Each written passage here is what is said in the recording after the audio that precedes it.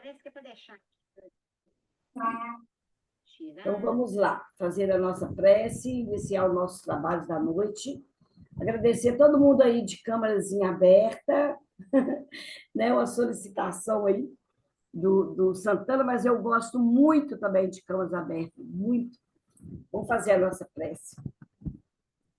Mestre Jesus, querido amigo, mais uma vez aqui, na certeza da tua presença, Senhor, porque nos conduz aqui a essa sala. São os seus pensamentos, o teu evangelho, a tua vida, Senhor, nos conduz a momentos como esse, que nos faz conectados com essa espiritualidade, com os seus prepostos, que nos abre coração e mente para poder meditar, refletir e conhecendo o seu evangelho. Muito obrigado, Senhor, por esta oportunidade. Abençoe todos nós que aqui estamos, os que não virão, os que estão a caminho, que possamos formar nessa sala, Senhor, muitas vibrações positivas a se espargir por quem quer que esteja conosco e chegar onde for permitido pelos amigos maiores. Muito obrigada, que assim seja. Vamos lá, então, gente, Santana está aí conosco mais uma vez. Acho que quase todo mundo aqui conhece o Santana, né? O Santana é lá do Rio de Janeiro, lá de Volta Redonda, já esteve aqui conosco alguma vez, já presencial, e no nosso estudo aqui, de vez em quando ele aparece, de vez em quando eu consigo laçar ele, puxar ele pelo tornozelo. Então, fica à vontade aí, Santana. O Santana, ele gosta demais de Mateus. Então, aí a gente pediu para ele para falar sobre as características do Evangelho de Mateus, sobre Mateus como um todo, tá? Então, é esse o estudo que ele vai fazer para nós. Pode ficar à vontade aí, Santana. Tá joia. Bom, vamos lá. Primeiramente, que dos 4 evangelistas, somente 2 são apóstolos de Cristo, né, que são Mateus e João. Lucas é discípulo de Paulo de Tarso e Marcos é discípulo de Simão Pedro. Então, apóstolos realmente foram Mateus e João, o evangelista, né, irmão de Tiago, os filhos de Zebedeu.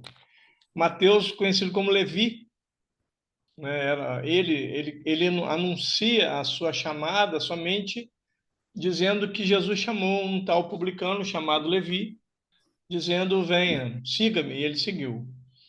É interessante porque nós vemos naquela série, quem está assistindo aquela série The Chosen, lembrando que aquela série, talvez, no máximo, ela tenha 20% de Bíblia. O resto é tudo licença poética, tem uma série de diálogos lá que não consta na Bíblia, não tem referência nenhuma. Podem ter acontecido? Podem, mas não tem registro bíblico de nada daquilo. Então, a ideia de ver um Mateus na série como uma pessoa autista, segundo o que eu li, é porque parece que o autor da série, ou um dos autores, um dos que entram com recurso financeiro para isso, né, chamados produtores, teria um filho autista e ele decidiu fazer essa referência, porque também seria por si só já uma situação estranha, porque não é porque é autista que tem toda essa característica de ser, de ter o toque, né? Então, isso é porque eu sou psicanalista, então eu estou só explicando isso para as pessoas entenderem. Mateus era alguém muito prático. Ele entendia que tinha que fazer o registro porque dos 4 evangelhos a função dele era provar que Jesus era o Messias. Era a única função do evangelho de Mateus, provar que Jesus é o Messias. Tanto que ele pode ter escrito em hebraico esse texto dele, mas o texto que nós temos acesso é somente em grego. Porque Irineu, um dos pais da igreja, diz que sabe, o Irineu diz assim, sei que ele escreveu em hebraico, creio que ele tenha participado da tradução para o grego. Então, Irineu provavelmente teve uma cópia em hebraico do Evangelho de Mateus. E teria toda a possibilidade de ser uma verdade por conta de que ele escreve o seu evangelho, a sua carta, que vai ser chamada de evangelho, para o povo hebreu. Porque, afinal de contas, é o povo hebreu que aguardava o Messias, o Ramechá, né, o ungido, o eleito. Então, ele tinha que provar. O profeta Isaías é o que mais fala sobre profecias acerca de Jesus, sobre aparência. E aí vão entrar questões que são bastante complicadas, tá, gente? Porque muitas vezes, quando nós vamos falar de documentos, nós vamos falar de documentos escritos antigos. E a aparência de Jesus nada tem a ver com o relato de Emmanuel, né, que dizem que existe aquele texto que seria Emmanuel que estava relatando a aparência de Jesus e não é compatível, porque o biotipo do século I para o povo hebreu eram pessoas com a pele bem escura, cabelos crespos e olhos escuros, por causa da alta concentração de melanina. Então, se a concentração de melanina é maior, a pele escurece, o cabelo fica mais crespo e os olhos tendem a escurecer. Aquela imagem que nós temos de Jesus loiro de olhos azuis é um alemão e o moreno de olhos verdes é um italiano. Tá? Essas pinturas foram baseadas nos judeus de séculos posteriores, porque na diáspora eles saíram, foram expulsos da região de Israel e foram, em sua maioria, para o norte da Europa.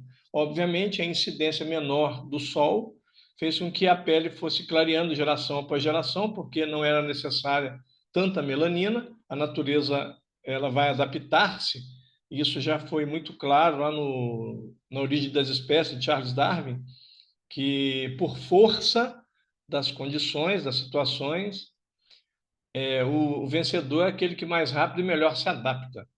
E aí tem gente, inclusive, que diz que são os mais fortes que vencem. Não. Ele diz por força das situações. Então, as complicações eram tão poderosas que faz o ser humano se adaptar. E o que vence é o que mais rápido e melhor se adapta. Então, obviamente, esses judeus que foram expulsos na diáspora, nos anos 70, foram para a Europa, em sua maioria no norte da Europa, e por conta disso a pele ficou mais clara, passando, afinal de contas, eles passaram quase 1.900 anos lá, porque do ano 70 eles só foram regressar à terra deles por ordem da ONU em 1948. Então foram quase 1.900 anos.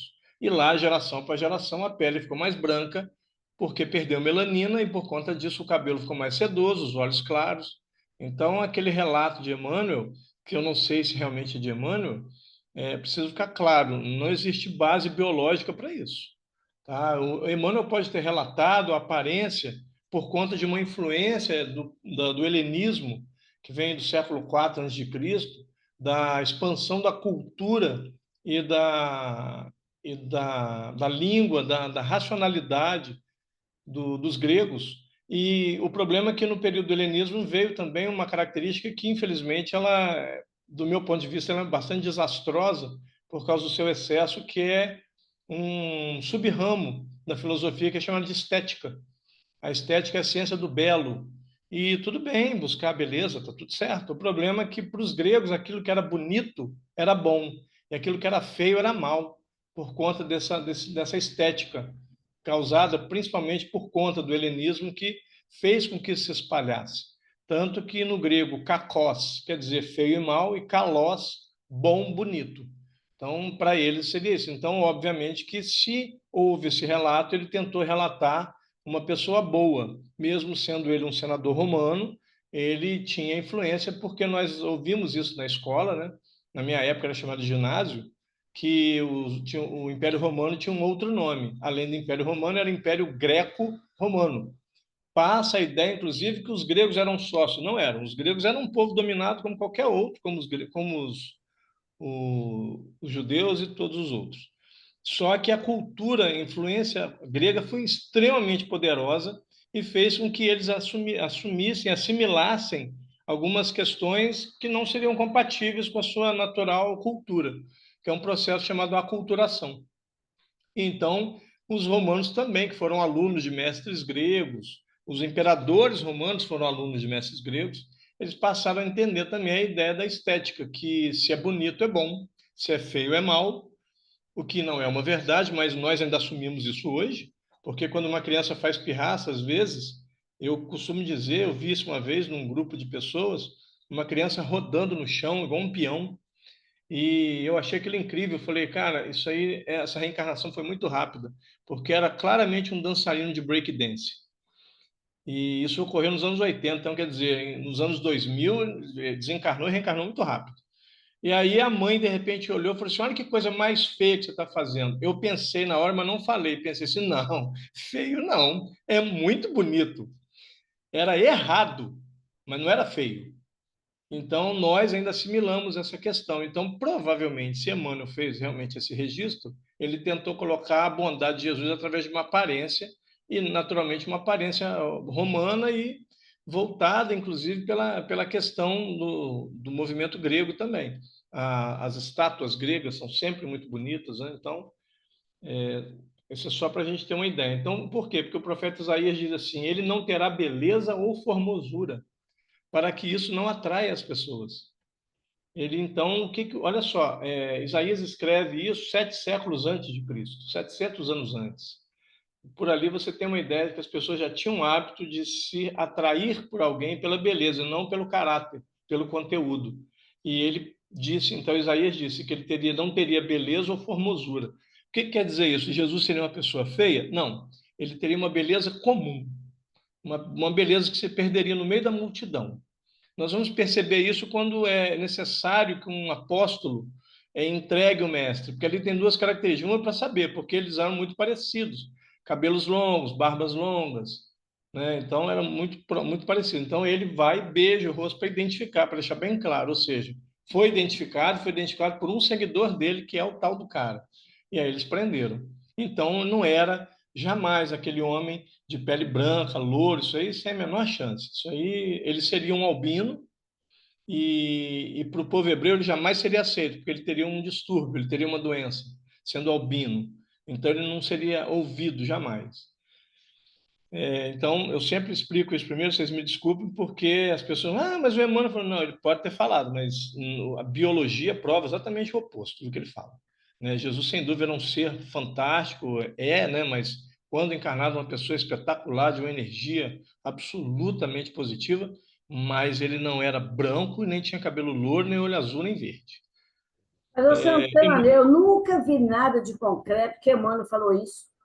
Pois é, mas é porque as pessoas dizem. Então eu O falo, se povo foi que ele mesmo fala. que falou, ele com certeza está se baseando numa questão romana, uma questão do helenismo, porque biologicamente não tem a menor chance, né, de ser como ele descreve. Então, Conceição, tem gente que pega que o Emmanuel diz que é o momento que Jesus toma uma linha reta em direção ao céu. É claro, nós também tomaremos, mas o processo evolutivo é uma progressão geométrica. Mas ele foi criado como nós, simples e ignorantes. Só que nós já o conhecemos evoluidíssimo. Né? Pra você ter uma ideia, a Terra tem aproximadamente 4,56 bilhões de anos. E ele já era evoluidíssimo naquela época, ele já governava o planeta, foi o co-criador, ou seja, o arquiteto da Terra. Então, ele é um espírito muito mais antigo que nós, sem dúvida. Então, ele foi criado simples e ignorante, só que nós o conhecemos no momento que ele já estava em alta. Aí passa muitas vezes a ideia de que ele foi criado de maneira diferente. Não foi. A doutrina espírita é muito clara em dizer que todos são criados simples e ignorantes. Não tem exceções na lei divina. Tanto daí a necessidade do processo evolutivo. Diz também que ele seria um pacificador e seria chamado príncipe da paz. Seria chamado Emmanuel. Aí as pessoas questionam, mas não era para o nome dele ser Emmanuel? Não, seria chamado Emmanuel, ou seja, Deus conosco. Emmanuel, ela, terminação El em hebraico, tem a ver com Deus, com a divindade. Então é alguém que Deus estaria com ele estaria com Deus. O profeta Isaías diz que ele sofreria, que ele não emitiria um único chiado, um único grunhido, um único som durante a sua tortura, e realmente assim foi. E ele ainda diz, causando nas pessoas uma espécie de loucura. Então, tudo que Isaías vem falando, e os outros, né, vai falar, Malaquias fala da vinda de Elias, lá em Malaquias capítulo 3, verso 23, em algumas traduções, capítulo 4, verso 5, Malaquias diz que antes do grande dia do Senhor, eis que Elias virá para preparar-lhe o caminho. E nós sabemos que lá em capítulo 17 de Mateus, ele vai relatar claramente que que Jesus afirma que Elias veio na figura de João Batista. Então, Zacarias, capítulo 9, verso 9, por exemplo, quando ele fala, exulta-te, ó filho de Sião, posto que o teu rei entra de maneira justa e simples no lombo de uma jumentinha e de um jumentinho. Jesus, quando vai entrar no famoso Domingo de Ramos, ele pede para que os apóstolos busquem esses animais, por quê? Para cumprir a profecia, que ele deveria entrar no lombo desses animais. E aí assim ele faz, eles buscam sob ordem dele, dizendo, ele instruiu, dizendo, se ele perguntar, o dono dos animais perguntar, diga que é para mim, porque esse homem era amigo de Jesus. Então, provavelmente, quando os apóstolos chegam lá, na hora que falaram, Jesus pediu, pode levar, pode levar. E aí Jesus entra em cima, sentado nesse bichinho. Ele poderia simplesmente entrar a pé, mas a profecia era essa. Então, Mateus, ele tem uma função muito específica.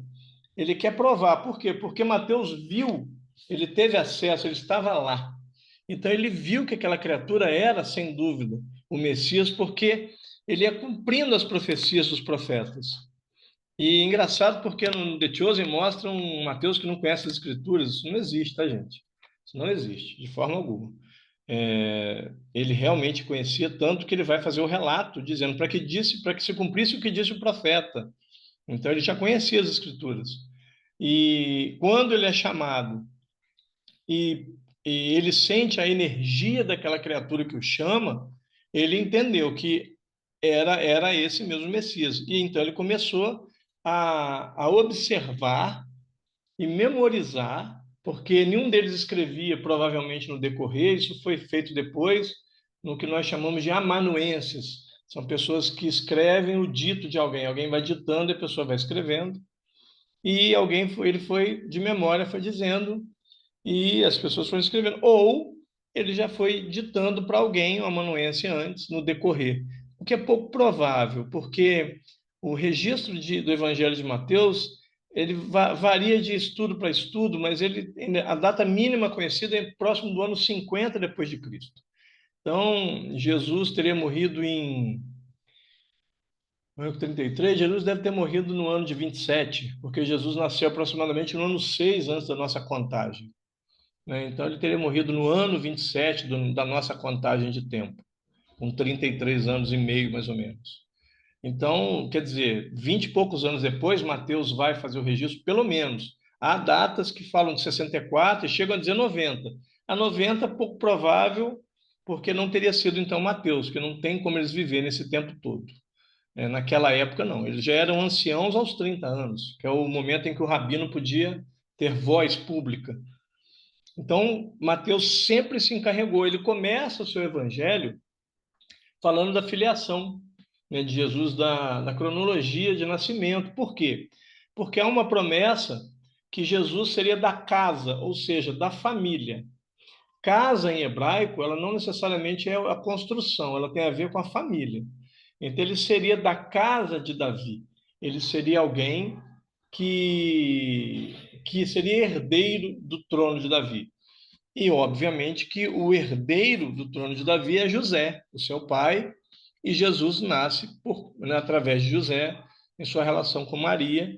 E aí, tudo bem, vão ter pessoas que vão tentar criar a ideia de que foi um nascimento virginal, respeito, mas não essa possibilidade. Se você pegar, por exemplo, o Evangelho, o Espiritismo e os Evangelhos, você vai ver que é um livro fininho de perguntas e respostas para o Divaldo e para o Raul. E perguntam para o Raul de que maneira Jesus nasceu, ele fala de uma forma natural, senão ele quebraria a lei que ele veio cumprir. Então, Jesus nasceu de maneira natural. A genética do corpo de Jesus era de Maria e de José, o espírito imortal como nós, criado por Deus, né? Porque nós não geramos espírito, nós geramos carne. O espírito quem gera é Deus.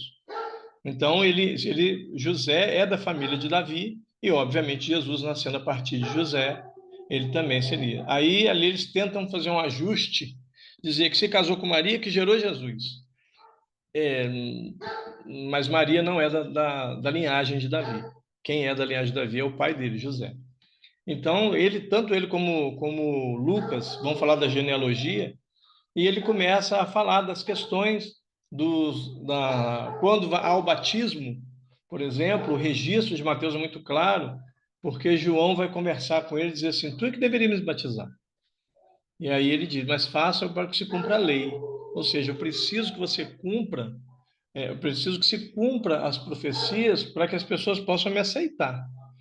Em algum momento no templo, ele vai registrar ele vai dizer publicamente, pela primeira vez, ali abertamente para os líderes do Sinédrio, que ele era o Messias. Porque ele diz assim, eu sou, pois, esse de quem fala o profeta.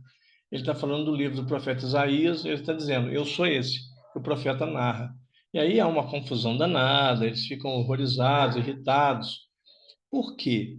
Porque a promessa de Isaías é que ele seria um pacificador, príncipe da paz. Mas não é o que os judeus esperavam. Os judeus passaram a esperar um guerreiro, alguém que pisasse nos seus inimigos. Mas isso não foi a promessa, e Jesus precisava cumprir a promessa. E aí nós vamos ver um momento em que Judas vai entregá-lo, e aí vem aquela conversa, né? Eu já vi gente falando que Judas nasceu para trair Jesus. Gente, cuidado, porque a doutrina é muito clara em dizer que ninguém encarna para fazer o mal. Isso não existe, né? O indivíduo é mal porque ele é, mas não encarnar, vou encarnar ele ali para ele prejudicar ninguém. Não, não é um objetivo de reencarne para ser mal. Eu defendo que ele era apenas alguém impaciente, nem ansioso, porque a ansiedade ele teria que fazer exame nele, porque ele teria que ter o TAG, o transtorno de ansiedade generalizado. Ele era alguém impaciente. E aí ele entregou Jesus porque ele imaginou: na hora que ele estiver em perigo, os exércitos de anjos virão e vão massacrar esses romanos. E aí ele viu que Jesus não faria isso, não era da índole dele, não era o objetivo, e aí finalmente ele desiste, ele vai tentar desfazer aquela troca e ele se mata através do enforcamento, que é a segunda forma de execução na lei judaica. A primeira é famosa, o apedrejamento, a segunda, enforcamento. E então Mateus vai relatar, Mateus é um dos poucos que usa a palavra eclesia do grego, quer dizer igreja. Igreja no grego quer dizer pessoas, assembleia, reunião.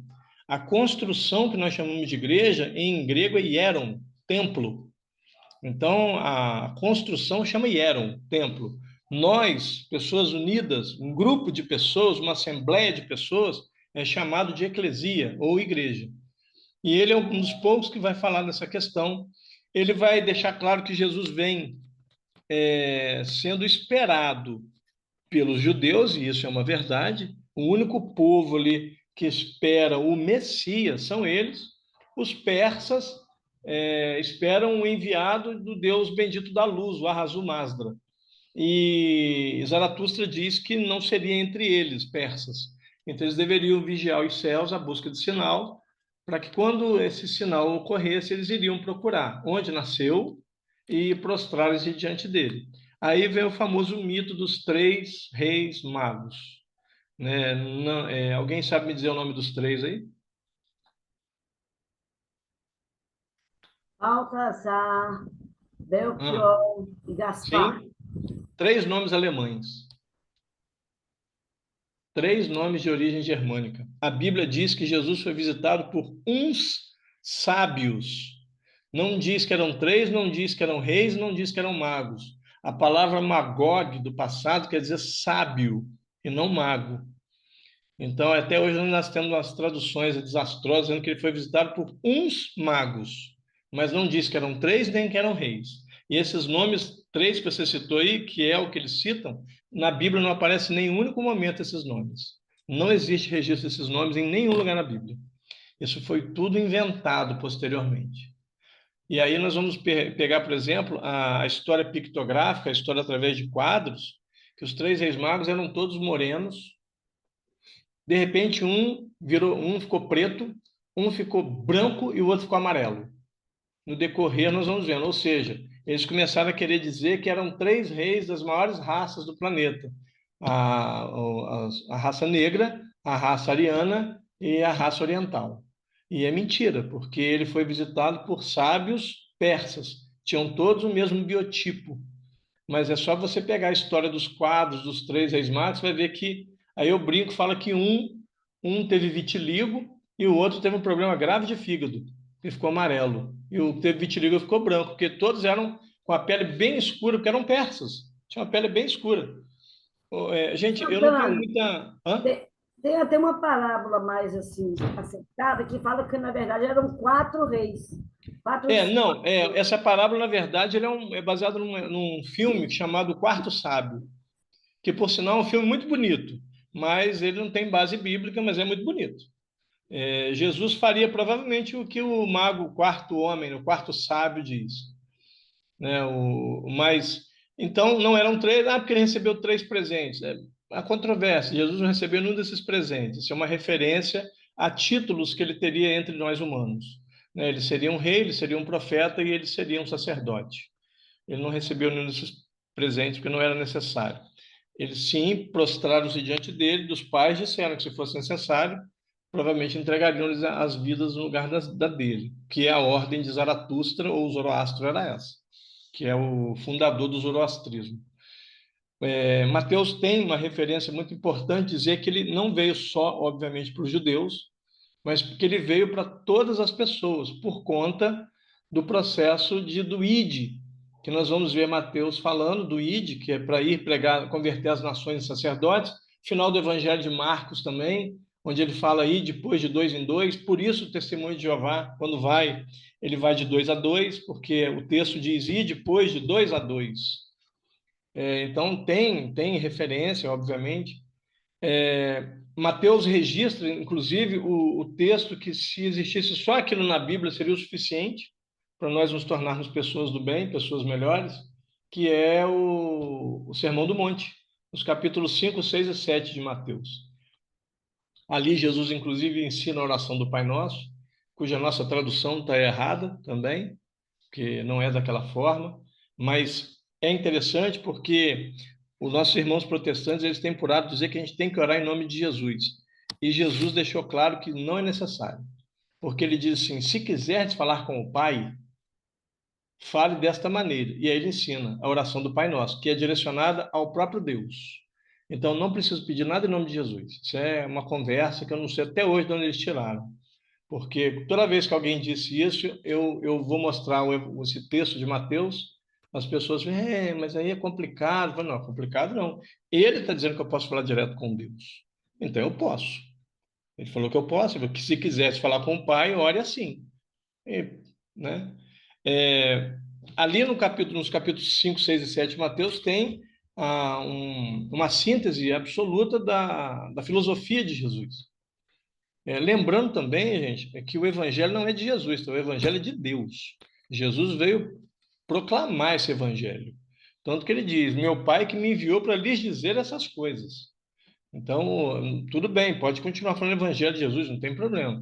Mas a estrutura do evangelho é universal e ela é criada pelo próprio Deus. Jesus é o promotor desse argumento na terra para nós. Um espírito elevadíssimo, de uma bondade descomunal que a gente não tem noção, e ele veio como um arauto de Deus desse evangelho para falar sobre isso.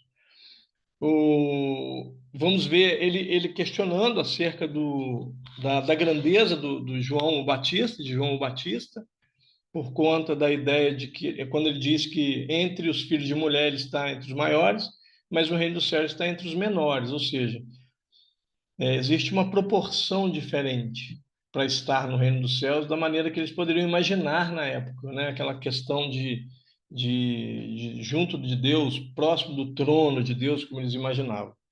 Mas Jesus também vai deixar claro, ele diz, se quiser depois dar crédito a ele, Elias, que deveria vir. Mais tarde, no capítulo 17, ele vai falar sobre naquele momento da transfiguração, ele vai ver eles vão ver, né? Ali no caso está João, Tiago, João, o evangelista, Tiago, irmão de João, os filhos de Zebedeu e Simão Pedro. Os três que sempre, quando na Bíblia fala dos três, os que mais se aproximavam eram esses três. Sempre que possível, os três estavam juntos. E ali Jesus se transfigura e eles veem Jesus em meio a Moisés e a Elias.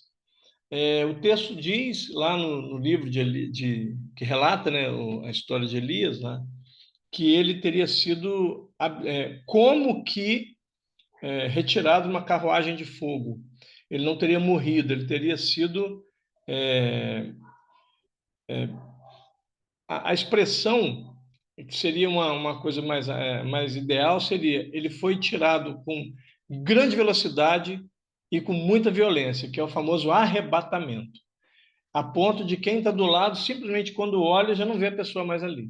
Ele teria sido retirado de uma carruagem de fogo, mas então ele não teria morrido. Mas Moisés morreu, que isso está lá no registro de Josué, capítulo 1, verso 1 e 2, que biblicamente Deus se aproxima de Josué e diz: Olha, Josué, meu servo, conduz o meu povo à terra prometida, porque Moisés, meu servo, é morto.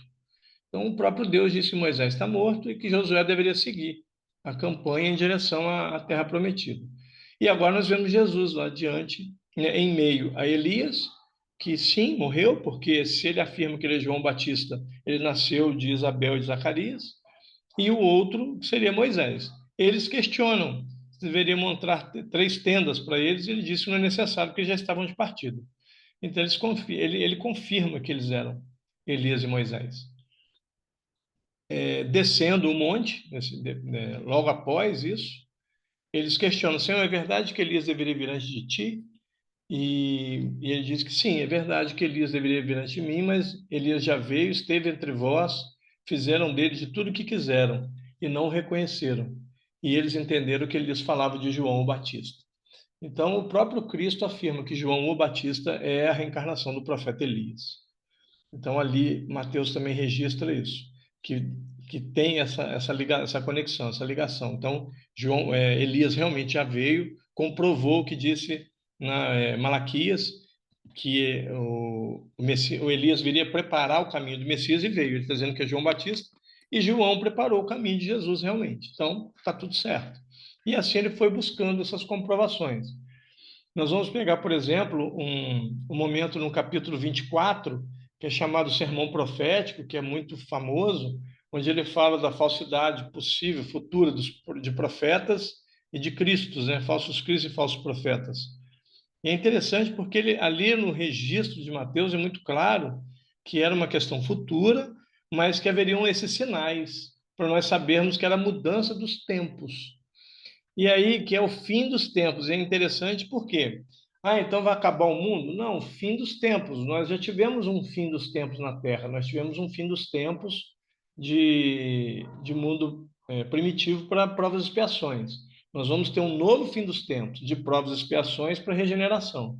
Então, esses tempos vão se findar, vão acabar. E Jesus está falando sobre isso. Ele fala que ia perceber que o amor das pessoas iria se esfriar, e a gente tem visto isso. Por quê? Pela doutrina espírita, nós sabemos que é o reencarne dessas criaturas que não estão conseguindo assimilar a bondade, não estão conseguindo, né, se preencher o vazio do mal com o bem, que é o que preenche, né? Porque o mal não existe, é só o vazio do bem. Essas pessoas estão vazias. Eu tenho visto, inclusive, espíritas postando coisas sobre a questão política e está tudo bem, pode postar, mas cuidado, não sejam agressivos, isso não funciona. Porque Eclesiastes capítulo 3 diz que há o tempo de plantar, mas há o tempo de colher. Então, se você não concorda com alguma questão legal, se você é a favor da esquerda e está bravo com o que está acontecendo, poste com educação, diga, olha, não concordo com essa atitude, não concordo com essa lei, não arrume confusão, pelo amor de Deus, porque nós estamos indo contra a própria doutrina. No capítulo 10 do livro Conduta Espírita, André Luiz diz que nós devemos nos afastar do radicalismo político. Gosta do seu político? Gosta. Que bom. Veste a camisa, pendura a bandeira, vai ser feliz. Mas ao odiar o outro, quem adoece é você. E o seu grito com ódio vai gerar ódio em outras pessoas. E haverão consequências. Então, muito cuidado, tá, gente? Pelo amor de Deus. Seja contra, seja a favor, mas seja educado, seja respeitoso. Como é que você gostaria de ler alguma coisa contrária à sua ideia? Alguém te ofendendo, te chamando de burro, de idiota, de ladrão? Não faça isso não, seja educado. É sempre bom. Sempre. É, a André Luiz sempre deixa claro no livro Conduta Espírita que nós devemos ser educados com as pessoas, com todos. Então, continue sendo contra ou continue sendo a favor, está tudo bem. Mas cuidado, muito cuidado, porque você vai gerar uma resistência, uma indignação, uma raiva, uma mágoa, e você vai ter que enfrentar as consequências disso, que fique claro. Voltando, então, nós vamos ver também Jesus na questão do templo, falando sobre o óbolo da viúva, que nós conhecemos, né? Inclusive a Amélia Rodrigues, no livro Premissas do Reino, ela fala da completitude desse texto, que eu acho muito bonito, que ela fala que Jesus fala do óbolo, né? Até a Bíblia tem ali, e depois ele diz que ele olha na direção do templo de Salomão e vê uma mulher limpando a área comum, porque as mulheres não podiam entrar na área central do templo. E ela estava na área comum limpando. E aí Jesus olha e fala assim: melhor ainda a dádiva daquela, maior ainda a dádiva daquela, porque não tendo nada de seu, doou-se a si mesmo. Ou seja, As pessoas têm ideia de que o dinheiro é a coisa mais preciosa que nós temos. O americano diz que time is money, que o tempo é dinheiro. O americano não poderia estar mais errado. O tempo é muito mais do que dinheiro, porque eu posso roubar o seu dinheiro, mas eu não consigo roubar o seu tempo. O tempo que eu tenho é meu, é limitado. Eu não acrescento tempo no meu tempo, mas eu posso acrescentar dinheiro no meu dinheiro. Então, o tempo é maior. E ele está dizendo que a dádiva daquela mulher é maior porque ela está dando de si e não do que ela tem. Isso já é um recado, né, que a Amélia Rodrigues nos dá. Mas não está em Mateus. Mateus está falando do óbolo da viúva, que ela deu tudo que tinha. E isso também é uma referência no sentido do próprio tempo. O que ela tinha no bolso era pouco, mas ela com certeza devia ser alguém que doava o seu tempo para as pessoas, porque Jesus saberia disso. Nós vamos ver, voltando lá no capítulo 24 de Mateus, ele vai falar também dos falsos profetas e que, se fosse possível, até os eleitos seriam enganados, se fosse possível. E nós vamos ver hoje pessoas, tanto no meio político quanto no meio religioso, pessoas que estão convencendo as pessoas e de uma maneira muito simples, muito facilmente. E as pessoas estão perdendo a capacidade de raciocinar, de analisar e está se deixando levar. Um exemplo que eu sempre dou é o seguinte: Eva comeu qual fruto, gente? Vocês sabem? Além da Conceição, alguém pode me falar? Qual Não fruto estou que Eva definindo, comeu? não. No texto não fala sobre isso, não. Sobre que tipo de fruto. Fala da árvore do conhecimento do Não, bem dá e do do mal. conhecimento bem, mas não é um fruto, Sim, né? não fala um nome de O fruta. nome do fruto, Pois é. é, mas a maioria pensa que é o quê?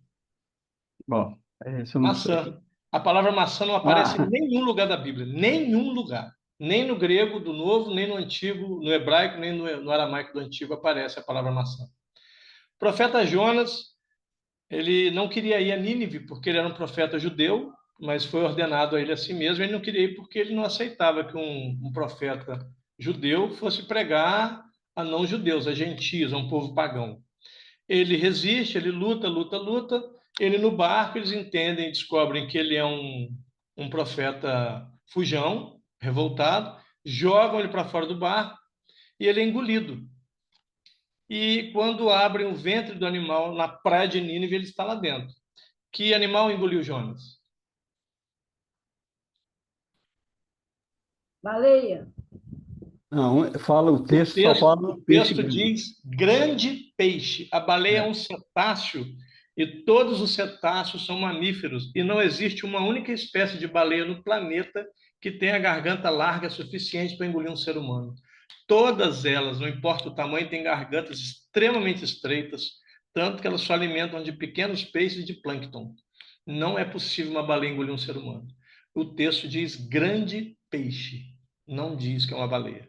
Mas as pessoas pegam essa informação, que alguém disse que era maçã, que alguém disse que era baleia, e vão espalhando, e a maioria de nós não vai lá conferir. É natural. Nós passamos a acreditar muitas vezes cegamente. E Paulo de Tarso vai elogiar os crentes da cidade de Bereia, por quê? Porque eles conferiam o que era dito, para ver se aquilo era válido, se era justo, se era real, se era verdadeiro. E tem um texto na Bíblia que as pessoas sempre falam, né? Não cai uma folha da árvore sem que o Pai permita, sem que Deus autorize. Vocês sabem em que livro está isso?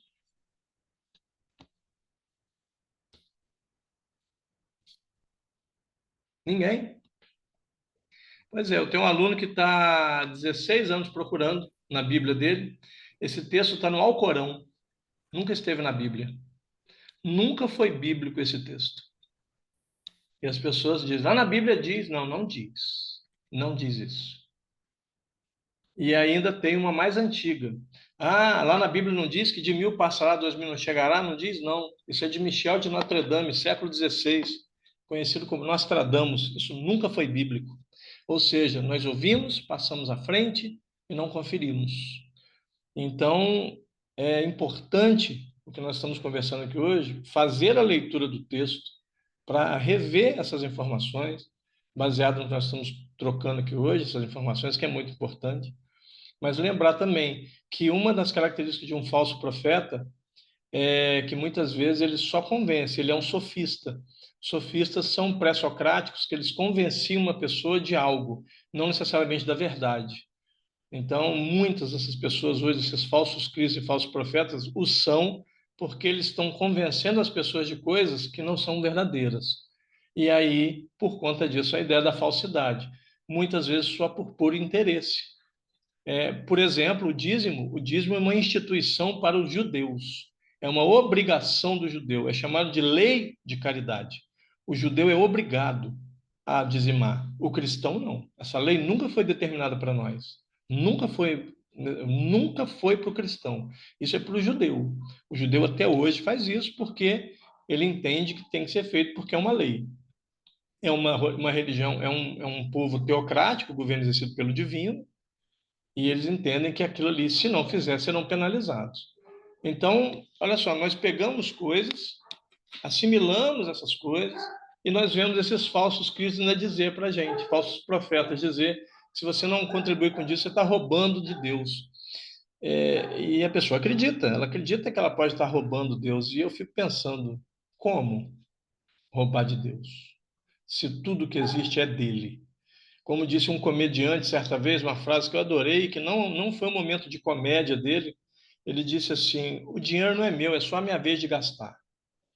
Ou seja, realmente, nosso dinheiro não é nosso, é só a nossa vez de gastar. Ele está na nossa conta porque é a nossa vez de gastar. Mas na hora que eu pagar uma conta, vai ser a vez de outro gastar. Então, essa falsidade, e o texto também diz, no capítulo 24, que ia ver o amor das pessoas se esfriar. E ele diz uma coisa que eu acho fantástica, ele diz assim, mas o evangelho será conhecido por todos. Aí ele diz assim, e então virá o fim. Aí vai ser o fim. Quando isso acontecer, o fim virá. Então, qual é a promessa de Jesus? Que todos vão ter conhecimento, para ter condições de escolher. E a escolha vai ser de cada um. Nós vamos ver no capítulo 25, que é o momento em que ele fala da escatologia do texto, que é o fim que está por vir, que ele fala em 25, a partir do verso 31, que ele vai falar que virá um justo juiz e que separará ovelhas de bodes, e dirá às ovelhas, vinde, pois, bendito de meu Pai, ao paraíso celeste, que lhes foi criado desde o princípio dos tempos, pois tive fome e deste comer, tive sede e me deste beber, tive frio, me agasalhaste, estive perdido, me acolheste, estive preso ou hospitalizado, me fostes visitar. E aí as ovelhas, vão perguntar, meu Senhor, quando fizemos essas coisas por ti? E é uma repetição, tá, gente? Quando foi que tivesse com fome, te demos de comer? E ele fala, quando faz a um dos meus, ainda que é dos mais pequeninos, a mim o fazes. E vai dizer para o outro grupo, apartai-vos de mim, malditos, pois não lhes conheço. Olha que interessante. Jesus é o governante do planeta, ele é o emissário direto de Deus, ele é o arquiteto da Terra, ele está aqui desde que a Terra iniciou a sua formação, próximo de nós, e ele não conhece nenhum de nós. Como é que ele pode não conhecer algum de nós? É óbvio, ele só está dizendo o seguinte: vocês não quiseram ter intimidade comigo, ou seja, não lhes conheço. E ele fala: apartai-vos de mim, malditos. E porque tive fome e não me deste de comer, tive sede e não me deste de beber, ou seja, a linha de corte bate com o processo que está lá em 1 Coríntios capítulo 13, verso 13, que Paulo diz que das três maiores virtudes, a fé, a esperança e a caridade é maior. Então, Jesus está deixando claro que esse juiz justo vai separar as pessoas em dois grupos. E um grupo reencarna aqui, porque a promessa é que o justo herdará a terra, o manso herdará a terra. E o outro grupo, obviamente, não. Aí ele vai dizer no verso 30, que é o verso anterior, que o mau servo terá pés e mãos atados e será lançado onde haverá choro, trevas e ranger de dentes. Então, o que ele quer dizer com isso? Que ele está falando do processo da escatologia, no processo do fim dos tempos. Olha, no fim desses tempos, um grupo fica aqui e um grupo vai ter que ir embora. Emmanuel fala isso no Caminho da Luz, que, se eu não me engano, a terceira leva de espíritos do sistema solar Capela veio para a Terra, dos que foram retirados de lá para não atrapalhar a evolução do planeta, do sistema Capela. E aí eles vieram para a Terra. E nós vamos ver lá na figura dos egípcios, os maias, os incas, até com construções fantásticas, monumentos grandiosíssimos, e se você perguntar para eles de onde eles tiraram isso, vão dizer provavelmente, não tem a menor ideia. Veio na minha mente e eu fiz.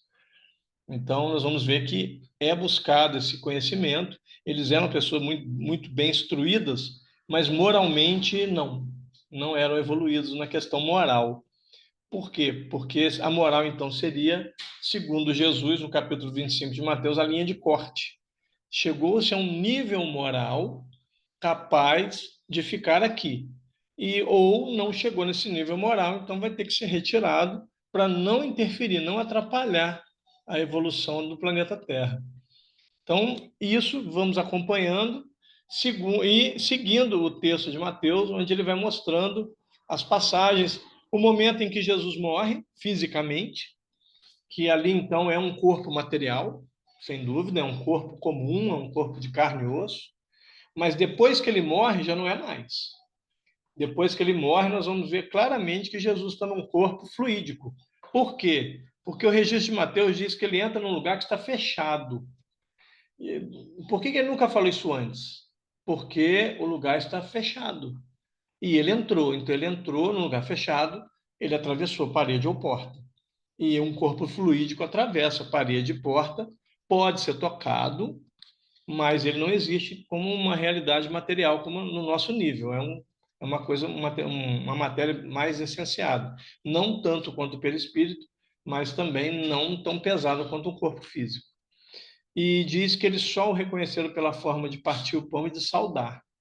Assim que ele parte o pão, ele desaparece, ali mesmo.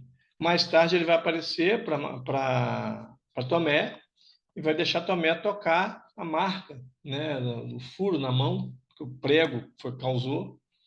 E aí, essa história é conhecida, que é bendito agora tu creres, Tomé, agora eu creio. Bendito é aquele que nunca me viu e assim creu em mim.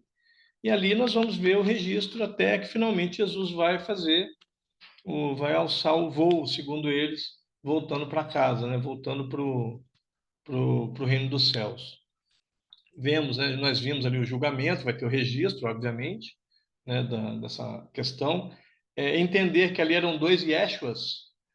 Era um Yeshua que era Jesus e o outro Yeshua era o filho de Abás. Então ele só pergunta, é o filho de Abás que vocês querem ou o Nazareno?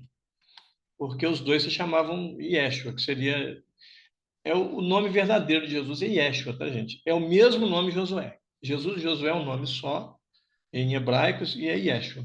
Então ali eram dois. Um era filho de Abás e o outro era o Nazareno. E aí ele pergunta: vocês querem que liberte o Bar-Abás, o filho de Abás, ou vocês querem que liberte o Nazareno? E ali nós percebemos essa questão, né, que eles escolheram, porque o povo provavelmente foi induzido a fazer essa escolha, em sua maioria, porque Jesus estava salvando muita gente, estava ajudando muita gente, curando muitas pessoas, estava levando esperança para as pessoas, só que também tinha ainda a insatisfação com os romanos, então eles preferiram não aceitá-lo como Messias, porque eles queriam um guerreiro. E ele não estava lá para a guerra, ele estava lá pelo contrário, para a paz. Ainda que ele tenha dito que veio não para unir, mas para separar. Por quê? É porque ele veio com a intenção de separar? Não. Mas ele sabia que a ideia que ele ia passar, uns assimilariam. E isso ia gerar um transtorno dentro de casa, porque outros não aceitariam.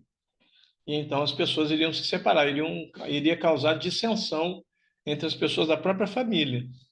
Por conta disso, né, aí as pessoas vão dizer que são questões paradoxais, né, que Jesus vem falando para o povo, mas com o intuito de separar? Não, ele não veio com o intuito de separar. Ele só entendia que causaria separação às ideias dele. É só nós pegarmos hoje em dia na nossa família, nas nossas famílias, direita e esquerda, as pessoas estão se odiando. Então, imagina o evangelho do Cristo, a mudança radical que seria, né? Então, obviamente, ele estava certo, ele não quis separar, mas ele sabia, vai causar, isso vai acontecer. E aí ele fala que vai separar pais de filhos, irmão de irmão, sogra de nora. Aí eu costumo dizer que para separar sogra de nora não precisa ser um evangelho de Jesus, né? Qualquer coisa basta, né? Mas causaria isso, ou seja, esse tipo de impacto, né? Falei demais, agora está na hora de vocês conversarem comigo, por favor. Ô, Tano, Fala, Queria só fazer uma Darcílio. observação aqui Claro, sobre a questão do dízimo, viu? sim. Exatamente, Uhum, você falou, tá correto, né? uhum, Isso está lá em Malaquias, né? Eles sim, interpretam mal isso aqui. Porque, na verdade, sim. esse dízimo de Malaquias era exatamente para que pudesse atender as viúvas, os E isso, inclusive, órfãos, né? quando eles tinham plantações, eles tinham que deixar no campo para os Perfeito. pobres e miseráveis entrarem. Olha só que bacana, como é que é interessante. Para a pessoa não se sentir como se fosse uma esmola, ela ia lá, É, colhia, preparava e levava. Que ela ia lá fazer a colheita, né? Para não era uma coisa entregada de mão beijada, para eles poderem valorizar e buscar, correr atrás para ter essa dignidade. É isso mesmo. isso aí. E o outro detalhe está em 2 Coríntios 9, 7, que fala assim, porque às vezes nós temos uma dificuldade, principalmente no movimento espírita, às vezes as pessoas têm dificuldade em doar para as casas, porque as casas precisam de pagar Precisa, luz, pagar sim. energia, né, tudo aquilo, né? Funcionário, dependendo do lugar, sim. Só não é dessa forma, porque aqui Paulo fala assim: cada um dê conforme determinou o seu coração, não Uhum. com pesar ou por obrigação, pois Deus ama quem dá com alegria. É Né? isso aí. Você vê que ele não fala É, de dízimo, ele fala de doações. exatamente. E as doações, Essa sim, essa que é a maneira que são deveria ser. necessárias e Ah, importantes, né? E tanto, Darcílio, que as pessoas muitas vezes questionam os pastores, eu tenho que dar do meu salário bruto ou do meu salário líquido, né? Você vê, é, o cara é obrigado a dar 10% e às vezes a pessoa está passando necessidade.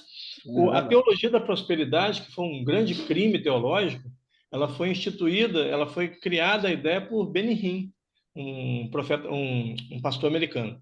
Mas há alguns anos, o Benny Hinn ainda é vivo, ele foi em rede nacional americana pedir perdão, porque ele falou assim, porque não se negocia com o evangelho. Ele finalmente, depois de muitos anos, foi publicamente falar que ele entendeu que a ideia que ele criou era uma coisa horrenda. E eu achei legal da parte dele, porque errar faz parte do processo, né? Errar, todo mundo vai errar. Mas só que ninguém voltou atrás, todo mundo continua recebendo o O dízimo importante é e reconhecer, né? afirmando que você tem que dar seu dinheiro para Deus para você ser próspero. E a É verdade. prosperidade é de dentro para fora, não é de fora para dentro, É né? verdade. Mas aí, Gostei muito do seu estudo, viu? Foi muito legal. valeu, Viu? obrigado, Marcelo. Muito obrigado. Santana, Fala. eu Diga. queria que você me tirasse uma dúvida a respeito do Jonas. Fala comigo. Não, porque você falou, né? Todo mundo acredita, né? Que ele foi engolido, né? 3 dias depois, foi Uhum, vomitado, né? Baleia, não sei o que, não sei o quê. Eu assisti um estudo uma vez, se não me engano, está ligado à reencarnação. uhum. Então, eu queria que você me Então, explicasse um pouquinho isso. o que acontece? No judaísmo, tem uma expressão que é chamada, que é uma palavra conhecida como midrash. Midrash vem do grego parábola. O que é uma parábola? Ela é uma história, uma ficção que se conta para dar um cunho moral. Tipo assim, Uhum. é o que Jesus fala, houve um rei, tá? Ele está falando de Deus. Mas aquele rei que ele está citando no casamento, não tem casamento, é uma conexão. Então ele fala do filho pródigo, aquele indivíduo não existiu, ele é uma referência para dizer que aquele que se afasta de Deus, quando ele volta, ele vai ser muito bem recebido, com festa, porque Deus não vai fazer dissensão. Porque a Bíblia diz em 10 vezes a mesma frase, em 8 livros diferentes: o Senhor não faz acepção de pessoas. Essa frase é dita 10 vezes na Bíblia em 8 livros diferentes. Ou seja, tem livro que essa frase se repete. Atos dos Apóstolos é um. Deus não faz distinção. Então, o que é uma parábola? É uma história, uma ficção, não é história com H, é com E, que te dá um cunho moral. Quer dizer, então Jonas é muitas vezes dito pelos judeus ser uma midrash, uma parábola. Então, ele não sobreviveria, não. Há pouco tempo houve um caso de duas senhoras que foram engolidas por uma baleia, mas não engolidas, elas estavam dentro da boca de uma baleia. Na boca, sim, tem espaço, é um bicho imenso. Mas elas não foram, por alguma razão, a baleia sobe para respirar, que ela tem um suspiro em cima, né, que ela sobe e respira ali. Quando ela fez isso, elas conseguiram sair. Mas elas estavam dentro da boca da baleia. Então, mas ninguém sobreviveria ali, por quê? Porque há um processo de pré-digestão na boca da baleia. Então, degradaria essas pessoas, as pessoas morreriam sufocadas de cara, porque a baleia fica muito tempo embaixo d'água. Então, não, essa ideia dele ser levado lá, isso provavelmente isso foi uma midrash, uma parábola. É só para dizer o seguinte: não adianta, se Deus mandou você ir, você vai. Se você temar, eu te levo dentro da boca de um peixe, se for o caso. Mas você vai onde eu mandei você ir. Por quê? Porque Jonas era um profeta rebelde nesse sentido. Ele não aceitava. Eu sou um profeta de Deus, dos judeus. Eu não vou falar para gentio, não vou falar para não-judeus. E ele ficou bravo, ele não queria ir. E aí, essa parábola dá essa ideia. Não adianta. Se Deus quer que você vá, você vai. Você pode não querer, mas você vai. Aí entra no que na teologia nós chamamos de que Deus te usa como Ele quer, do jeito que Ele quer, na hora que Ele quer, fazendo o que Ele determinou. E às vezes você nem percebe. Se pegar, por exemplo, a Santana, história, eu tenho falado muito agora numa palestra minha, que é o pano de fundo histórico da vinda de Jesus. Romanos, gregos e judeus prepararam o mundo para a vinda de Jesus. Só que romanos e gregos não tinham a menor ideia que estavam fazendo isso. Eles estavam só cuidando da vida deles. Mas Deus usou o que eles fizeram para que Jesus chegasse no momento exato que estava tudo preparado para a chegada dele. Só, eles fizeram isso pensando em Jesus, eles nem tinham ideia de Jesus, não queriam nem saber disso. Eles estavam cuidando da vida deles. Os judeus esperavam o Messias, mas ainda assim também não aceitaram. Mas prepararam a ideia de um único Deus, Jesus ia falar desse único Deus. Pelo contrário, Jesus teve um trabalho muito grande de falar que esse Deus é um Deus de amor, porque eles acreditavam num Deus guerreiro, um Deus violento. Se você falar o nome dele errado, o chão abre e te engole. Até hoje, se você falar certos nomes de Deus, em hebraico Deus tem 72 nomes diferentes. Se você, dependendo do local que você está, você não pode usar um determinado nome, porque Deus vai te matar ali na hora. Então, eles geraram muito medo. E Jesus teve um trabalho imenso para mostrar que é um Deus de amor, que não é esse Deus que eles pintavam. Mas, pelo menos, eles deram a ideia de que existia um só, que foi um bom argumento para a história, para o preparo. Santana, Entendi. a gente usa muito Obrigada. a parábola de Jonas na evangelização para destacar o poder da fé. Porque Uhum. na parábola da evangelização para a criança, a gente conta que o homem ficou apavorado na barriga da baleia. Ele Então, ficou sem você pode saber. usar, então você troque, pode usar o profeta Daniel. Porque Daniel fala de que 3 homens são colocados na fornalha e a fornalha não queima nenhum deles. Não queima E nenhum eles veem um deles. quarto homem na fornalha. E ele vai diante dos leões, entra em prece e os leões famintos não atacam. Isso Pois aí é, tem mais a ver com a questão da fé. pois é. Aí a gente usa muito isso aí, que o homem lembrou de Deus, fez a prece, a baleia regurgitou e pôs ele para fora. E não é regurgitor, porque eles abrem a baleia na praia de Nínive, eles abrem a baleia. Eles E rasgam ela. acha, E lá e dentro ela acha o homem lá estaria dentro da já. barriga dele. É. E ele É. não tem como passar pela garganta, então nunca estaria na barriga de uma baleia. E eu tenho uma história assim que eu não lembro quem contou, sabe? Eu acho que foi fato aqui em Patinga. Um pessoal, um amigo nosso, acho que foi o André, é, com o testemunho de Jeová, né? Que veio falar, fazer a pregação dele, teimando com ele que Deus é Jeová, que o nome de Deus é Jeová, que não pode, né, que não pode chamar de outro jeito, senão Deus não escuta, se você não chamar de Jeová, Deus não vai te escutar. Aí o André é um amigo nosso, ele falou assim, seu filho está lá no alto do morro, aí ele está subindo numa árvore, ele cai e ele te chama, pai, você vai lá atender ele ou você espera ele chamar o seu nome para ir lá socorrer ele? E assim, foi muito bacana, sabe? Quando ele lembrou Não, desse fato. e isso que você falou é muito engraçado, porque eu tenho um caso que eu sempre conto em palestra, não sei se eu contei quando eu estive aí fazendo palestra, onde eu morava antes, num domingo de manhã, 2 senhoras foram tocar o interfone na minha casa. E aí eu olhei e vi que era testemunho de Jeová. Aí eu falei assim, vou descer. Eu não estou fazendo nada mesmo, o que que custa? Vou receber. Eu já era professor de teologia, falei, vai ser uma conversa boa. Eu desci para conversar com elas, e aí me apresentei, falei, meu nome é Santana, eu sou teólogo. Você é teólogo? Eu sou espírita. Olha, você é espírita? Eu falei, sou. Ela, olha, que interessante, você é teólogo? Eu falei, sou. Para a honra e glória do Senhor. Ela, nossa, amém. Aí começamos a conversar, a conversa foi muito bacana, até que a mais velha virou para mim e falou assim, meu filho, você sabe qual é o nome de Deus? Eu falei, ué, Deus. Porque vocês mineiros, vocês usam 3 vogais, tá? Nós no Rio, nós somos preguiçosos, usamos só 2. Vocês usam o ai, a gente usa só o é. Vocês falam assim, uai. A gente fala que, ué. Eu virei para ela e falei assim, Deus, ué. Ela falou assim, não, é Jeová. Eu falei, mas nem pintando de azul. Ela, o quê? Eu falei, nem se a senhora listrar de azul e branco é Jeová. É sim, meu filho, não é, minha senhora, porque a língua hebraica não tem som de J. Ela, não é Jeová, minha irmã querida. Eu sou professor de grego, hebraico e aramaico. Nenhuma dessas três línguas tem um som do J. Pode ser Yavá, Yevé, Iovó e Uvu. Mas já, Jeji, Joju não tem como ser. A língua não permite. Ela deu um passo para trás e falou assim: não, mas é um nome adaptado. Eu falei, minha irmã, aquele lá, adaptado por adaptado, continua chamando de Deus. Ué? Então, não existe negócio de Jeová, não existe Jesus, é Yeshua, José, Yosef. Não tem som de J no hebraico, nem no grego. Entendeu? Então, não tem como ser Jeová. É arriscado você chamar de Jeová, ele não vai atender. Eu não sei com quem eles estão falando. Eles devem estar chamando algum deus pagão. E aí que não vai atender mesmo.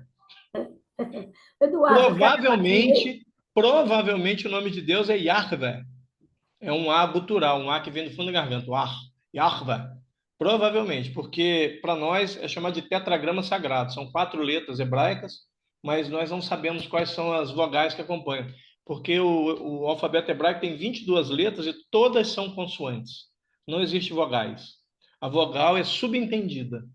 Então, como se perdeu, a gente não sabe, tanto que ninguém pronuncia. Nós sim, porque a gente não tem medo, porque o judeu acha que se pronunciar e pronunciar errado, Deus vai fulminá-lo. E aí eles só falam que é um nome sagrado, nas 4 letras sagradas. Então, Eduardo, você tinha aí, Eduardo? Não vai falar nada, não? Estou aqui apreciando a conversa. Eu estou, na verdade, tentando formular uma pergunta aqui, Santana, sobre o tema que você colocou do povo, né, que vai, desse momento de regeneração que a gente está vivendo no planeta. uhum, E uma dúvida que eu tenho, né, já tem um bom tempo que eu fico pensando sobre isso, é essa questão da justiça relacionada a essa esse distanciamento de uma determinada quantidade de pessoas que vão para um lado e outras que não evoluíram o suficiente e vão para um outro lado. Isso dá fazendo uma analogia aqui com um trem, por exemplo, uma passagem de uhum. trem, dá uma sensação assim, vamos trabalhar aqui, vamos cumprir a nossa parte para a gente comprar, conseguir ter dinheiro para comprar nossa passagem, entrar nesse trem e ir embora logo desse planeta ou para um outro lugar, enquanto as outras pessoas que não vão ser capazes de entrar nesse trem por agirem de determinadas formas no planeta, vão para um outro lugar. Isso gera uma espécie de quebra entre esse povo, né? Uma coisa que eu penso sobre isso é assim, não deveriam todos entrar nesse trem, enquanto todo mundo não conseguir se resolver, mesmo que as pessoas não deveriam estar umas ajudando as outras para que, É, mesmo que demore muito tempo, mas em algum momento essas pessoas têm que estar em conjunto se ajudando para que elas ajudem todo mundo a entrar nesse trem, para todo mundo ir para algum lugar bom, né? seria, Para fazer esse mesmo lugar que a gente está vivendo aqui hoje bom, né? Mesmo que sim, seja aqui mesmo, né? Se Jesus imagina o está aqui há seguinte, 4,5 bilhões de anos, por que que nós, em muito menos tempo que isso, nós vamos já desistir, né? Se ele está sim, ali nessa insistência com a gente, esse tempo todo, nós vamos desistir do nosso parceiro, de alguém que não está conseguindo avançar, ou até mesmo eu que não estou conseguindo avançar o suficiente.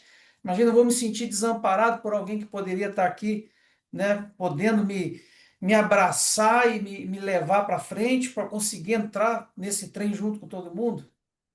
então, primeiro que isso aconteceu no sistema capela. A gente tem um registro da doutrina espírita disso, dessa separação, da remoção daqueles que não se adequaram. E vamos pela questão da filosofia, pela lógica. Você está numa série, você está lá na sua. Na minha época era ginásio, então a gente, de primeira a quarta era o primário, de quinta a oitava era o ginasial. Imagina agora, você está Na na nossa, quinta na série. nossa. Você também? Então, beleza, mais fácil. Você está na quinta série, você vai estudar agora outras disciplinas, mas você ainda não conhece a língua portuguesa de maneira correta. Você não. Tem alunos na sua turma que o professor está tendo que voltar para ensinar ainda coisas que já era para todo mundo estar sabendo, de segunda série, o cara tem que estar na quinta série agora tendo que estudar isso, e aí você vai passar e essa galera vai junto e sempre atrasando seus estudos. E aí o que acontece? Eles vão perceber que todo mundo tem que continuar ali na quinta série. Você vai falar assim, poxa, mas eu estou indo bem. Não, mas você vai ter que ficar. E você vai ficar por conta de pessoas que não quiseram, não se esmeraram para aprender. Porque eu estou supondo, estou pegando o exemplo de que todos frequentaram a mesma turma, inclusive, né? O que acontece? Por que vai haver a retirada? Para que a Terra como um todo, o planeta como um todo, possa evoluir. Porque se nós ficarmos esperando todo mundo evoluir, imagina o seguinte, Eduardo, eu e você fomos criados na mesma época que Jesus. Imagina se Jesus ficasse esperando a gente. Ele não seria Jesus. Porque eu não sei quando eu fui criado. Eu posso ter sido criado na mesma época dele. Só sou uma criatura muito renitente, muito preguiçosa para evoluir. E ele foi evoluindo e eu fiquei para trás, como acontece. Tem espíritos que foram criados juntos conosco e já estão lá na frente, tem uns que estão mais para trás. É importante que nós estejamos no mesmo nível, mas é porque a gente tem a ideia de que essas pessoas vão ser abandonadas. Não vão, não. Os capelinos, muitos dos capelinos que vieram para a Terra voltaram para a capela, porque conseguiram adquirir a questão moral, que é o que faltava. Mas muitos também seguiram aqui, estão seguindo com a gente, estão evoluindo por aqui, né? Não voltam para lá, porque lá já chegou um nível mais evoluído. Então, nós precisamos estar no mesmo nível. Imagina o seguinte, você está numa aula de inglês, agora avançado, e um cara que não sabe nem falar good morning, nem bom dia. E aí, imagina o professor falar, gente, como tem 2 alunos aqui que não sabem nada de inglês, nós vamos ter que começar do zero aqui. Aí você, pô, não, não pode, eu estou pagando pelo inglês avançado. Não, mas agora você tem que ser amigo, tem que estar todo mundo junto, só sai todo mundo junto. Entendeu? É isso. Então, para não acontecer isso, não seria justo com aqueles que estão fazendo um esforço maior, porque reconhece-se o verdadeiro espírita naquele que maior esforço faz para dominar suas más tendências. Então, tem gente que não faz um esforço maior.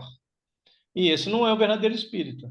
O verdadeiro é o que faz um esforço maior, que ele luta principalmente contra ele, que é, nós somos o nosso maior obstáculo, né? Eu até brinco muito, falava isso com meus alunos de linguística, inclusive, de línguas, de linguística, não, eu me especializei em linguística.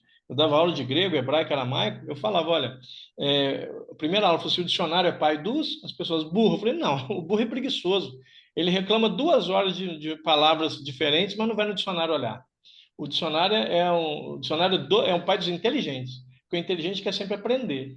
Então ele vai lá, tem gente que reclama 2 horas dos livros do Divaldo, porque tem um monte de palavra que não sei o que é, mas não gasta 5 minutos para ir no dicionário e ver o significado e anotar do lado. Então, essas pessoas são preguiçosas, e tudo bem, a pessoa tem direito de ser preguiçoso, mas eu não posso pagar pela preguiça do outro. Então, não é justo, não haveria justiça. Então, você imagina se todos os espíritos foram criados junto com Jesus, será que todos evoluíram na mesma proporção dele?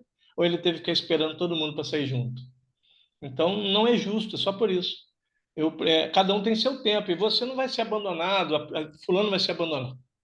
Vai para um planeta inferior, para com o conhecimento intelectual que ele tem, vai ajudar esse planeta. Mas ele vai também aprender lá a moral que lhe faltou. E se ele conseguir chegar num certo nível, ele já pode voltar para o planeta que ele estava. Senão, ele vai seguindo por ali mesmo e vai acompanhando, vai evoluindo por ali. Entendeu? Uhum. Mas Entendi. vale a pena a gente vir dar uma mãozinha para o outro, né? Para Não, ver se a não, gente... ajudar sim, mas olha só, o que eu falo é o seguinte: é, na terapia, no processo da psicanálise, por exemplo, para mim o mais importante, a pessoa, você chega para mim, Conceição, e fala assim: minha filha quer fazer terapia com você. Eu falei assim: ela quer mesmo? Não, não, seria legal ela fazer. Não, não, não, eu te perguntei se ela quer. Mas não, se ela não quiser, eu não vou fazer. Ah, por quê? Porque não é ela que quer, tem que partir dela. Alguém de vocês conhece a ANA, o grupo de anônimo? Alguém conhece? O AA, por exemplo.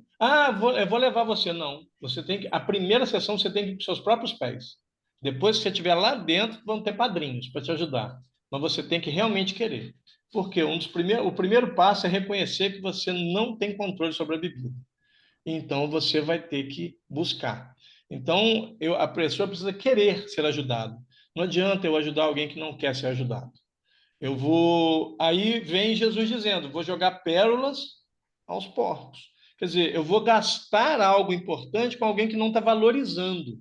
É isso que ele está dizendo, não está chamando ninguém de porco. Ele está querendo dizer, ó, eu vou dar pérolas, ou seja, um negócio que tem um valor agregado, que é uma riqueza, para um animal que não tem ideia do que é. Ou seja, eu vou ajudar alguém que não está se importando com isso. Então, ajudar sempre, todas as vezes. Amai-vos e instruí-vos.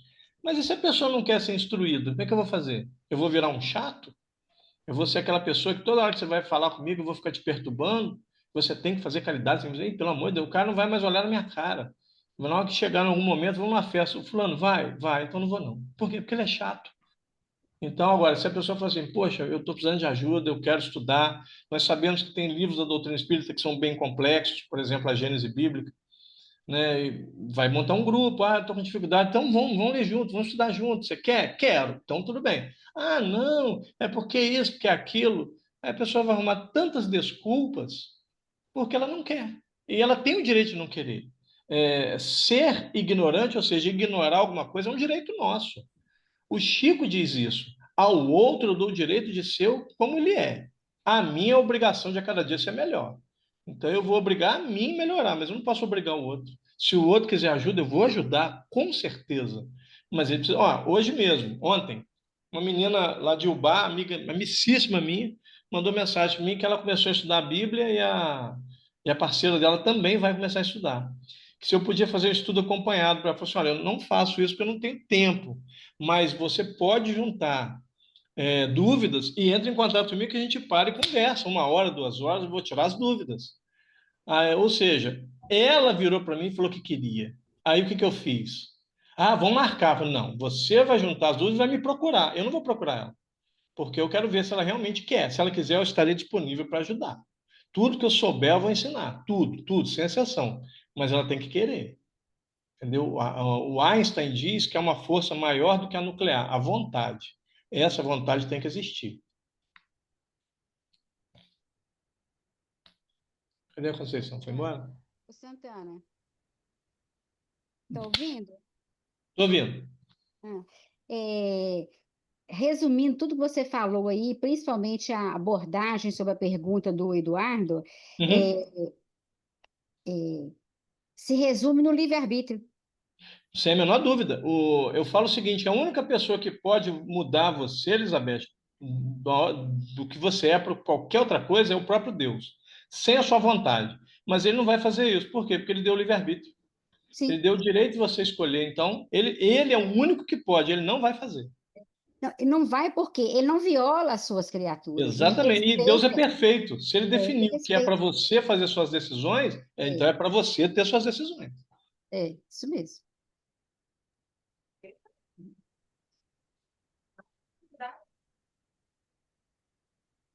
Santana, posso fazer uma perguntinha? Oi, quem está falando? Pode falar. Você comentou, já teria várias perguntas, mas não dá tempo. Você comentou que a prece, o Pai Nosso, ele não é bem como nós conhecemos aqui. Como é que é? Não ouviu? O Pai Nosso. Não é, a tradução dela não é como a gente conhece, né? Isso, realmente não. Qual é a diferença? Você pode falar para a gente? Pode. O que acontece? O Pai Nosso, a oração judaica, e lembrando que Jesus nasceu, viveu e morreu judeu, né? A oração judaica ela começa com uma proclamação primeiro. Eu digo do poder de Deus, depois eu vou pedir aquilo que eu quero. Então, Pai Nosso que estais no céu. Não, Deus não está no céu, Deus está em todos os lugares. A tradução correta é Pai Nosso que é dos céus, ou seja, do alto. Por quê? Aquela época, eles acreditavam que as divindades estavam sempre no alto. Tanto que houve um momento na humanidade, e povos que ainda não têm esse conhecimento, nós já temos, eles acreditam que a lua e o sol são deuses, porque eles estão no alto. Eles controlam a nossa vida, nós não controlamos a deles, então são deuses. Eles acreditavam nisso, que as divindades estão no alto. E é engraçado que depois que se descobre que a Terra é redonda, o que é o alto? Né? Qualquer direção que não seja a própria Terra. Mas eles acreditavam nessa ideia de que o divino está no alto. Então, Pai Nosso que é dos céus, santo é teu nome, e não santificado. Porque só Deus pode tornar algo santo.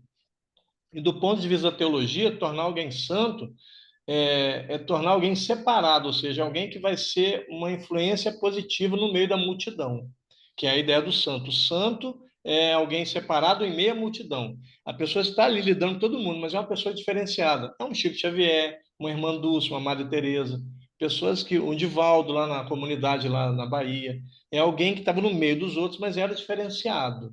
Não é santo naquela coisa de um espírito elevado, elevadíssimo, não. É uma pessoa que ela passou a se preocupar, se importar com os outros também. Então, santo é teu nome, ou seja, o nome de Deus é santo, o nome dele já é santo, não é santificar. Né? O nosso o teu reino vem, e não venha, porque não depende da minha vontade. Porque quando eu falo, venha a nós o vosso reino, quer dizer, então eu estou permitindo. Não, o teu reino vem. Então, a tradução seria mais próxima disso. Não é o pão nosso, é a nossa parte do pão. Então, ela é diferente porque ela passa uma ideia de entender que não é santificado seja o teu nome, porque eu não tenho direito de santificar nada. E quem santificaria o nome de Deus? O próprio. Então, o nome dele é santo. Não tem que santificar. Aí tem a ver com a estrutura da cultura do povo hebreu. Né? O próprio, por exemplo, eu cito muito isso, acho que já falei aqui com vocês antes, o Salmo 23, verso 1, famoso: o Senhor é meu pastor, nada me faltará. Não é nada. A palavra nada em hebraico é loachim. Loachim é uma palavra composta, quer dizer não ao todo, nada. No texto hebraico está só a palavra lo. Lo em hebraico é não. Então, o Senhor é meu pastor, não me faltará. E não é faltará, porque para a cultura, aí já não é a língua, mas a cultura do povo hebreu, todo verbo ligado a Deus tem que ser flexionado no presente no indicativo, porque Deus é Senhor do tempo. Não há variação temporal para Deus. Deus é o único que pode dizer eu sou. Do fonema E da palavra eu até o fonema U da palavra sou, não passa tempo. Para nós passa. Quando eu falo eu sou, já não sou mais. Eu fui ou eu serei. Eu nunca sou. Quando eu falo eu sou, já não sou mais, já passou. Então eu já não sou, eu fui. E Deus, quando fala eu sou, na cultura deles, o tempo não passa, ele é Senhor do tempo. Então a tradução correta seria: o Senhor é meu pastor, não me falta. Deus é que não falta, o resto vai faltar. Faz parte faltar, dependendo do nosso nível evolutivo. Mas Deus jamais. Então, é uma questão cultural. O faltará, por exemplo, é cultural. O outro não, o outro é língua. Né? O nada não é nada, é não. Então, a falta que não ocorrerá é de Deus. As coisas vão faltar. Em algum momento faltou nas nossas vidas. Pode ser que na frente falte, mas Deus não. Deus nunca falta. Santana, nós vamos trazer você de novo, tá? Aqui online e Não, aqui agora só falo em Ipatinga. Vou Pois fazer no é, meu computador, mas só se eu tiver em Ipatinga. pois é, nós vamos marcar. Eu vou promover essa vinda sua de novo. Você não viu ele aqui, né, Darcy? Ele esteve aqui há uns anos atrás. Aí nós vamos fazer de novo, tá? Vou programar isso aqui para você, para a gente te trazer. Aí o pessoal do Rio, Ana, de São Paulo, dos Estados Unidos, se vira para vir. Tá bom, Laércio, Sandra, André, Silvia. eu também quero. Pois é, pode vir todo mundo. Daqui é, Laércio. Pois é, vamos programar. Nós vamos programar. Pode deixar que nós vamos programar para trazer o Santana de novo. Foi bacana Santana, demais quando ele esteve aqui. Sim, Elizabeth? Sim. só um minutinho. Sobre a palestra que você falou há uns 20 minutos atrás, onde que a gente encontra? Você falou que Então, fez? eu acho que no momento não está gravado em nenhum lugar. Eu tenho feito nas casas, mas acho que nenhuma filmou. Deixa eu ver aqui com a minha noiva aqui. Amor, você sabe se aquela palestra minha do tá gravada? Ah, tá, né? Gravou lá agora em Itaperuna. Em Coatis e em Itaperuna não gravou, não. Gravou em Coatis e lá em Leopoldina. Tem sim. Eu vou mandar o link, Manda o para link mim, para manda Conceição. para A mim. Conceição manda para você, Elizabeth. Isso, manda para Tá, mim. joia. Muito obrigada. Aí eu fiz sexta-feira passada em Leopoldina, Minas Gerais. Eu estive lá, fazendo palestras lá, eu fiz e ficou gravado. Nós vamos pegar. Você manda o link para nós. Mano, Gente, está acabando, né, o nosso estudo. Agradecer muito o Santana aí, é agradecer todo isso. mundo Eu que que sou manteve. grato. Eu tenho que pagar falando. Manteve as carinhas aí para todo mundo ver, né, Santana? Todo mundo atendeu o nosso... Paulinho está aí relaxado, sossegado, Pois né? é, Ô, bem vida relaxado, mansa, hein? relaxado aí. Isso aí que é bom. Isso Isso é aí, NEP. tá certo. Isso aí é NEP. É isso que é É, bacana, legal. né? Então, gente, vamos encerrando o nosso estudo, né? Eu vou lembrando vocês que sábado, nós vamos ter aqui no Grupo Espírita Caminho da Luz o Paulinho Novaes, né? Que vem fazer para nós um seminário sobre valorização da vida, com enfoque no aborto, mas ele vai também falar sobre suicídio, eutanásia. Paulinho Novaes é um médico obstetra, filho do Paulo Novaes, né? Que fundou aqui o nosso Lar dos Velhos, Paulo de Tarso, que fundou o Grupo Espírita, trouxe o Espiritismo para o Vale do Aço. É a família que trouxe o Espiritismo para o Vale do Aço. E aí ele vai estar aqui no sábado, no Caminho da Luz, um seminário de 9 às 11, ao meio-dia. Um horário bacana. A dona Inês vem também, a mãe dele, muita gente conhece. Então, vamos dar o ar da graça, que vai ser muito bom. E revê-los é sempre muito bacana. Tá bom? Então, vamos fazer a nossa prece. Santana, muito obrigada. É isso, Eu vou sempre às programar, ordens. tá? Eu vou aqui fazer o nosso evento aqui com você. Tá, Pode deixar, tá tá? joia. Então, tá jóia. Vamos fazer a nossa prece para encerrar. Obrigado, Senhor Jesus, por nos legar tantos ensinamentos, tantos conhecimentos, nos deixar, Senhor, prontos para entender melhor a verdade do Teu Evangelho, que reluz verdadeiramente na nossa evolução, para a nossa evolução. Entendê-lo, Senhor, é importante demais. Meditá-lo ainda mais e vivenciá-lo é tudo, Senhor. E saber a verdade real nos facilita essa caminhada certeira, vivendo em cima do que nos ensinaste. Muito obrigado por essas oportunidades, por esses amigos que estudam e nos trazem estes conhecimentos que engrandecem o nosso e nos fortalece para crescermos moralmente, espiritualmente. Muito obrigado, Jesus. Que assim seja. Vamos lá, então, gente. Boa noite. Fique com Deus.